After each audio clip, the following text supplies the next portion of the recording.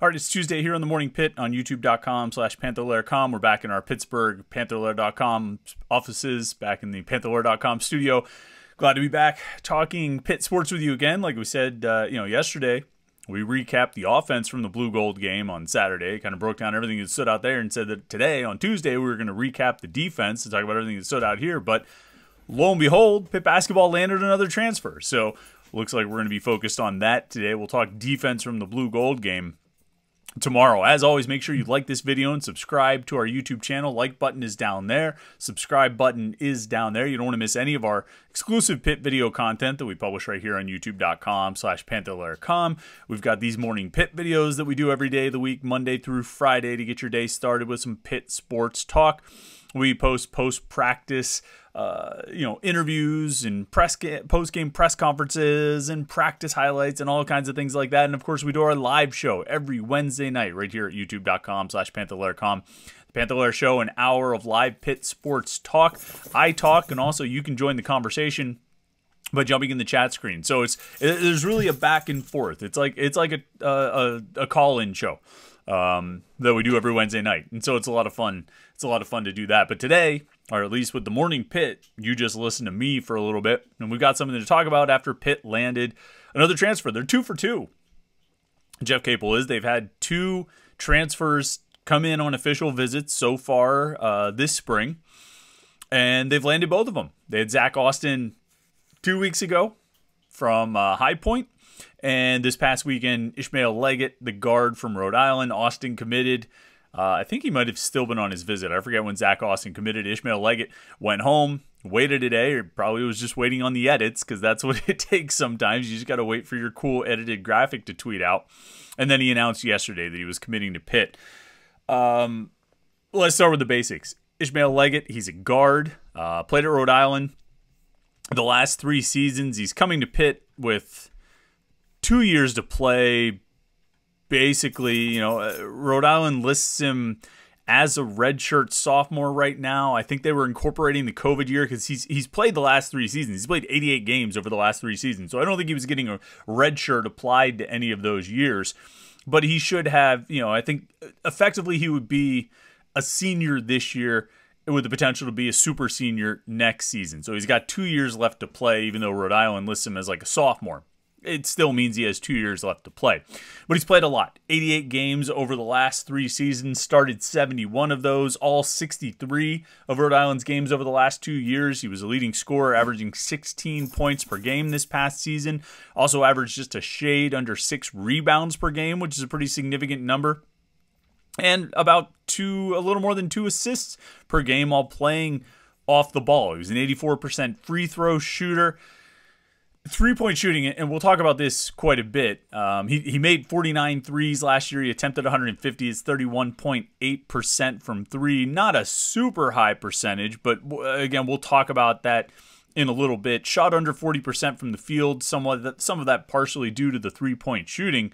But overall, you've got a guard, an off-ball guard, a 2 guard, who can come in and I think present a lot of things. And shooting is going to be a big part of what we talk about here, and so I'll get to it in a second. But I think when you watch, it's interesting. Yesterday, just sort of, after he committed, I wanted to brush up on Ishmael Leggett before we talked about it too much, and just watching some of the highlight clips. And as our guy Steven Gertz is always quick to point out, when you're watching these highlights, you have to take it not with a grain of salt, but understanding that they're not putting the bad plays on there. They're not putting the fool plays on there. They're not showing you all that much of how they move without the ball. And so you're getting a very small picture of who they are and what they can do. But that being said, it was interesting to watch Ishmael Leggett's highlight film from the last year or 2 at Rhode Island. And see some small, not overwhelming, but some small similarities with Jamarius Burton. And what struck out to me, or what stood out to me in a couple instances that I thought were Burton-like, was when Leggett would drive, either coming off a screen or making a quick cut, and really invited contact. Not necessarily recklessly, but, Jamarius Burton as a physical guard was not scared of contact, and I would say he invited it and oftentimes initiated it and occasionally got called for a charge as a result, but he definitely didn't back down from it, and doesn't look like Ishmael Leggett really backs down from it. He also likes to hit the pull-up jumper. You can see that in the 90-second highlight film that I watched. I mean, there's a lot of pull-up jumpers in there that were sort of reminiscent of Burton and just being a physical guard who likes to drive into contact and then also hit those pull-up J's. I think Ishmael Leggett's going to be a good player for Pitt on defense. As I say, he was a good rebounder. He averaged 5.9 rebounds per game. Again, playing as a guard last season. And then there's a question of kind of what he will contribute as a shooter. Like I say, he's shot under 32% each of the last 2 years. I think what Pitt is hoping, I think the running theory here and what they're hoping Leggett can provide is somewhat of a return to his freshman year when he shot 42% from three. Now, when he shot 42% from three as a freshman, he attempted 38 three-pointers and made 16 of them. He played 25 games. He started 8. He only made 16 threes on 38 attempts. That's a great percentage, 42.1%. You take that, absolutely. As his volume increased, the percentage went down. So that was his freshman year, performance. That was how he did freshman year from beyond the three-point line. His second year, he doubled his three-point attempts, doubled from 38 to 76, and only made 8 additional threes. So he added 38 attempts and only 8 more makes, and his three-point percentage dropped from 42.1 to 31.6. Sort of almost the same sort of situation, at least in terms of increasing the volume from his second year to his third year. He added another 78 threes. He doubled up again from 76 attempts to 154 attempts. And he more or less doubled his makes. And so you see his shooting percentage sort of stayed in line. It was 31.6% 2 years ago, 31.8% this past year from three. I think what Pitt is, I don't want to say banking on, but hoping for, is that putting Ishmael Leggett on this Pitt team, where there are other scoring options, where there's Blake Hinson, there's Zach Austin, there are these young guards, Dior Johnson and Jalen Lowe and Carlton Carrington, and there's inside guys. There are, in theory, and I think Pitt would probably contend this, and I think probably if we looked into it closely, we would probably agree. There are more scoring options on this team than Rhode Island had. Pitt should not need to rely on Ishmael Leggett for the bulk of the scoring the way Rhode Island did. Now, if he ends up being their leading scorer, he ends up being their leading scorer, but it won't be out of necessity like it was at Rhode Island last year. Looking at Rhode Island's stats, I'm just bringing up their team stats here. Leggett attempted 400 shots last year, total field goal attempts. Nobody else on the team had more than 310. At Rhode Island. He was, for all intents and purposes, the scoring. He averaged better than 16 points per game. Brayon Freeman averaged more than 14, but Leggett was doing a lot of the heavy lifting. Leggett was putting up, a ton of shots. 400 shots out of the team's 1,700 total attempts. So he was being counted on for a huge percentage of the offense. And I think probably the working theory is that if he doesn't have that kind of pressure on him at Pitt, maybe he'll be able to be more selective in the three-point shots he takes. He'll be able to be ideally more efficient in the three-point shots that he attempts, and the percentage should go up and the effectiveness should go up.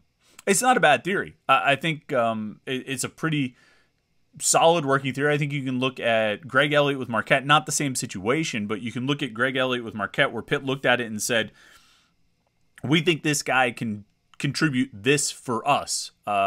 Based on sort of what we've seen the sample size at Marquette, we feel like if he gets X amount of volume with us, it's going to result in a positive outcome. That that he wasn't fully showing what he could do because of the situation at Marquette. I think they feel the same way about Ishmael Leggett at Rhode Island, that he wasn't maybe doing as much as he could do because of how much he was asked to do, if that makes any sense.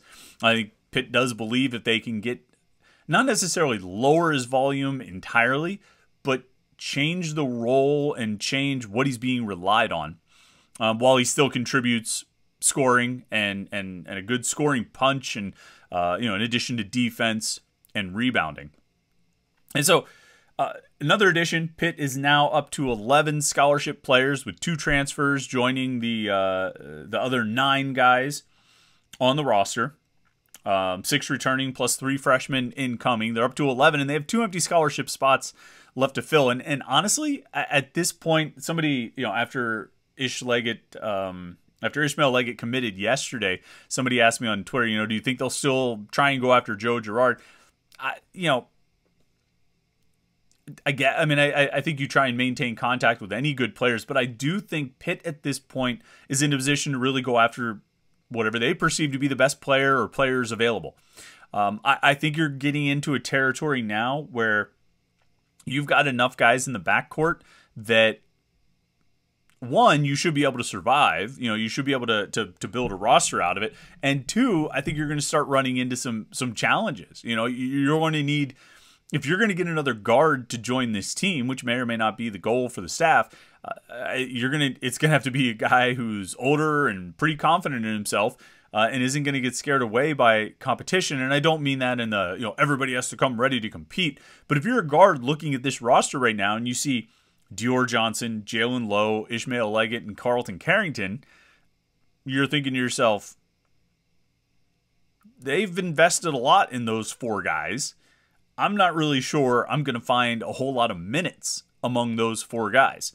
And so I think it becomes a tougher sell, but I think they, you keep working at it, even if you're not really sure how effective it's going to be, your efforts to actually land players to fill those spots. But I think when I sit back and I look at the rotation now, as I see it kind of panning out, I think they've got something that has come together here. So picture a starting lineup with Dior Johnson at the point guard, Ishmael Leggett at the 2, Zach Austin at the 3, Blake Hinson at the 4, and Fede Federico at the 5. All right, so picture that. I think you've got, we have to make a certain assumption about Dior Johnson and what he's going to be and how he's going to be able to do in that role, the role he's going to play, and how he's going to be able to, how well he can succeed in that role.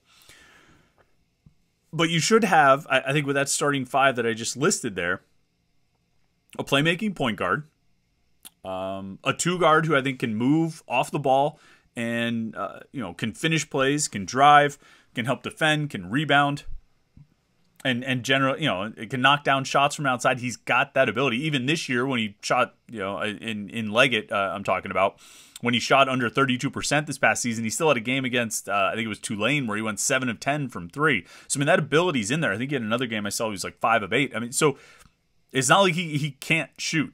It's just a matter of putting him in the best position. If you have a point guard who can set him up for those options and opportunities, then you might be in pretty good shape. Zach Austin at the 3, we've talked about him, a guy who can kind of attack, who's explosive. Again, should help with the rebounding quite a bit. Blake Hinson is Blake Hinson. We know what he is. Federico, we know what he is.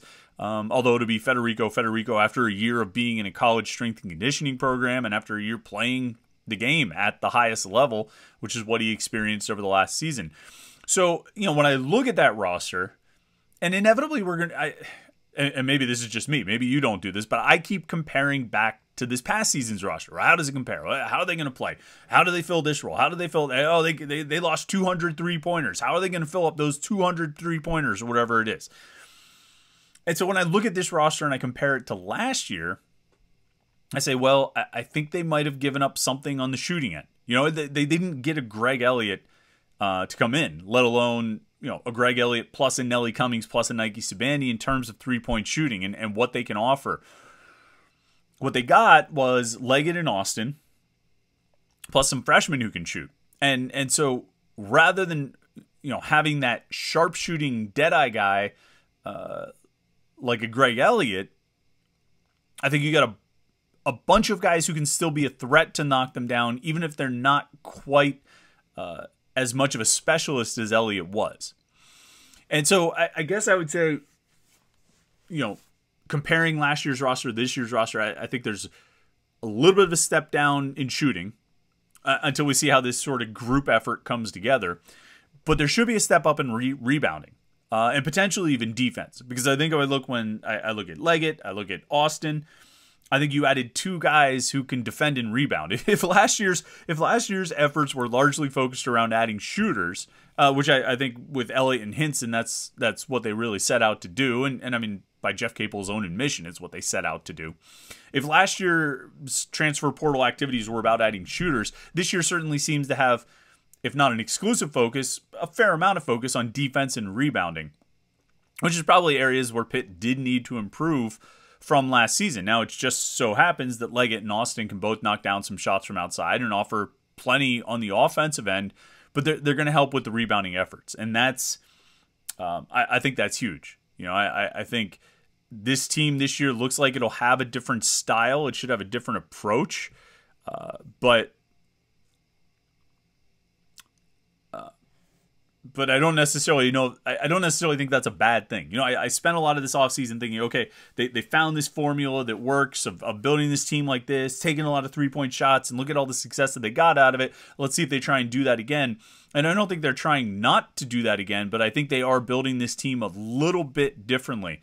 And that's just talking about the offseason acquisitions. I mean, so much of what happens this year is going to depend on the development of Federico and the Diaz-Graham twins, and whether Dior Johnson is ready to play, and if Blake Hinson takes a step forward from a really good season that he had and gets even better this year, in addition to what Leggett can do and what Austin can do and what these freshmen can do. Because Lowe and Carrington are going to be called on to play.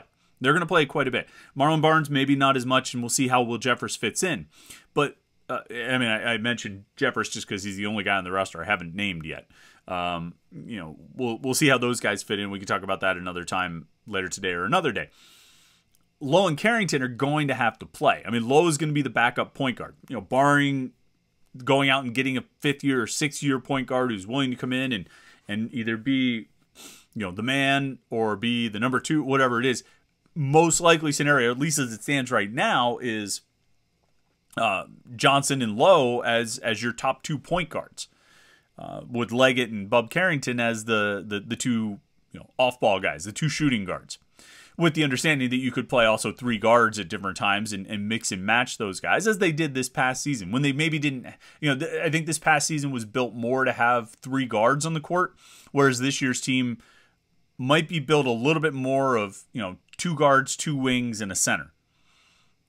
Which, I mean, all these things are kind of nebulous at different times. You get enough players that kind of blur the lines, and the way the coaches use them kind of blurs the lines as well. So, you talk about this guy's a wing or that guy's a guard, but they're all sort of mixing and matching. But it's an interesting team makeup. Like, I'm really intrigued with how this is coming together. And we're going to spend a lot of time, I'm sure, over the next 5 months talking about, Dior Johnson and how important he is and how good he can be and, whether he can lead this team and what he can do.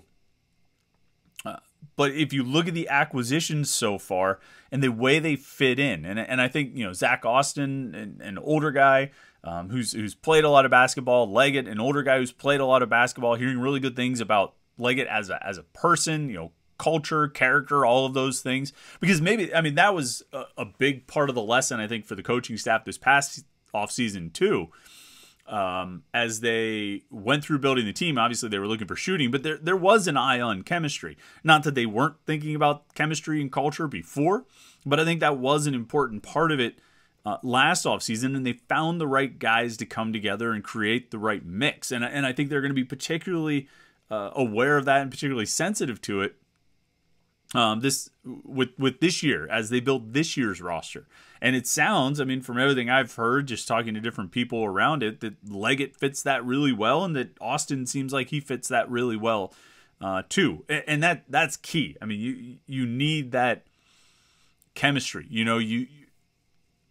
I feel like you can achieve a certain amount of talent level at Pitt, and then you need that chemistry that puts it all together and really creates a success on the court. And it seems like Leggett and Austin will fit in there pretty well. So I'm really intrigued. We'll spend a lot of time, I think, this offseason talking and thinking about how this roster came together and what this roster looks like and how it compares to last year. And we'll have these conversations on the message boards at Panther-Lair.com for sure.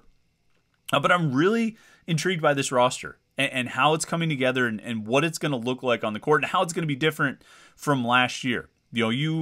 I look down here, and I mean, you should legitimately have 4 pretty good to above average rebounders, on the court at a lot of times, with Leggett, Austin, Hinson, and Federico. And Hinson is sort of this like sneaky rebounding guy that I don't typically tend to think of as being all that effective on the boards.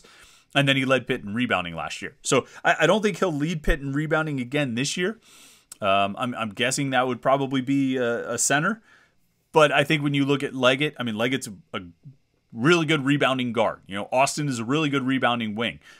Hinson did it last year. And then Federico, I think, is going to, he'll get his. So you have 4 effective rebounders on the court at all time, or, a majority of the time. I think that's a significant change from last year, when rebounding was one of this team's Achilles heels and one of the things that held this team back, and certainly cost them in a couple games. And so they should be better on that front. It's really interesting, I think, how this team is coming together, and we'll have a lot of time to talk about it, roster makeup, as we move forward. But there's still 2 more spots left to go, so we will talk about those as they get filled. And like I say, I don't know if I really think there's anything specific the coaches need at those spots. Another big, sure, that'd be great. A veteran point guard, sure, that'd be great. A veteran three-point shooter, sure, that'd be great.